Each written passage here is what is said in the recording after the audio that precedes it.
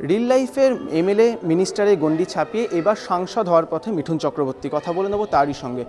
মিঠুনদা, প্রস্তাব যখন এলেন আপনি রাজি হলেন, সেখান থেকে দাঁড়িয়ে একেবারে নমিনেশনের মুহূর্তে উপস্থিত, এই সময়টা দাঁড়িয়ে আপনার মনোভাবটা ঠিক কী পুরো বিষয়টা নিয়ে? কিছুই জানি না, পা কাঁপছে, মনে হচ্ছে জীবনের ফিল্মের প্রথম শট দিতে যাচ্ছি।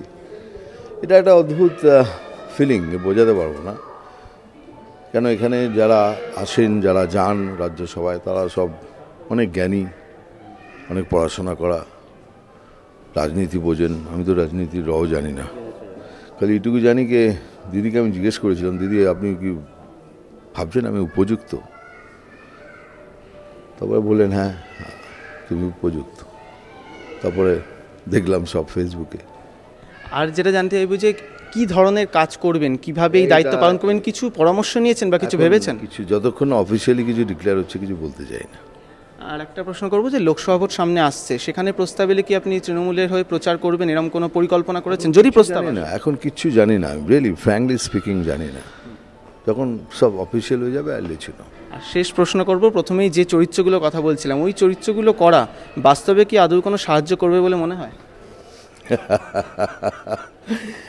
আমরা বাস্তবটাকেই ফিল্মে তুলে ধরি। এখন রিয়েল লাইফ অ্যান্ড রিল লাইফের মধ্যে তফাৎ হলো করাটা। তো আমি যেরকম লোক, আমি মনে করি আমি যেটা ফিল করি সেটাই আমি প্র্যাকটিস করি। Time will tell you. Thank you.